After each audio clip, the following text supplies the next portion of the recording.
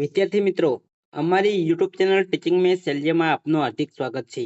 મિત્રો, આજે ધોરણ 6માં વિષય સામાજિક વિજ્ઞાન પાઠ 1 ચાલો ઇતિહાસ જાણીએ તેમાં જે સ્વાધ્યાય આપેલ છે તે સ્વાધ્યાયનું સંપૂર્ણ સોલ્યુશન કરીશું.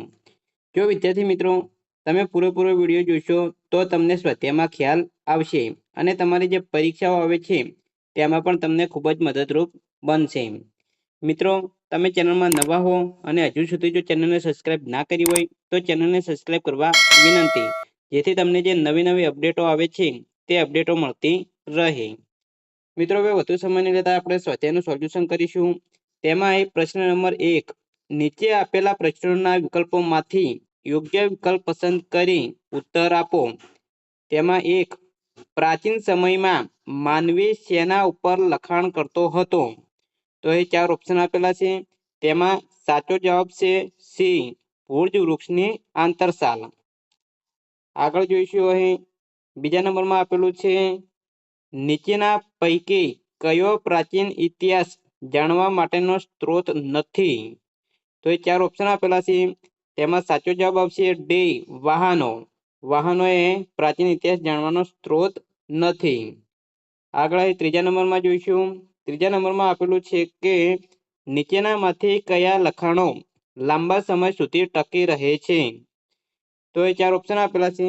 તેમાં સાચો જવાબ છે એ, અભિલેખો. એ લખાણો લાંબા સમય સુધી ટકી રહે છે. પ્રશ્ન નંબર 1 પૂરો થાય છે. આગળ આવી પ્રશ્ન નંબર 2 જોઈશું.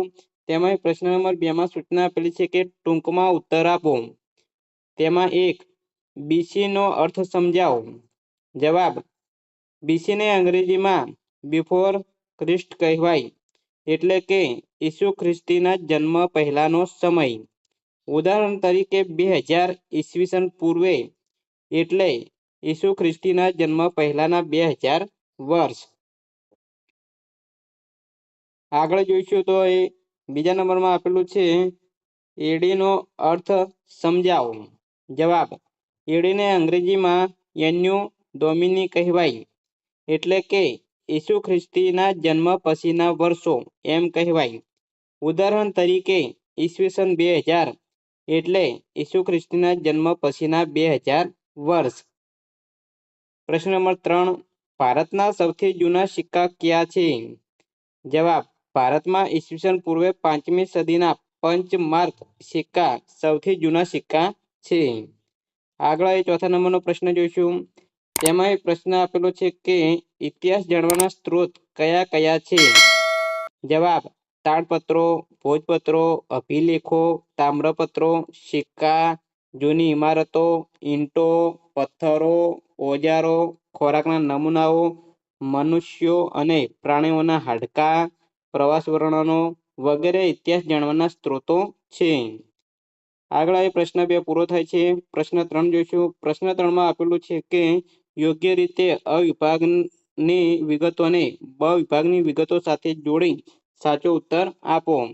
અહીં વિભાગ અ આપેલો છે અને વિભાગ બ, તેમાં એ જોડકા જોડવાના છે.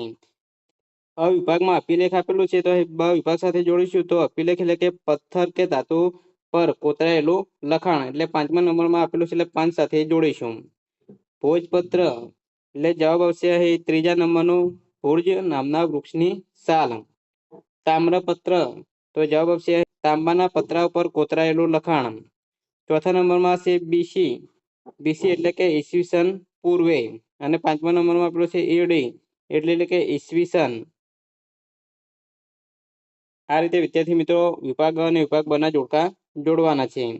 મિત્રો, અહીં સ્વાધ્યાયનું સંપૂર્ણ સોલ્યુશન પૂરું થાય છે. જો મિત્રો વિડીયો સારો લાગ્યો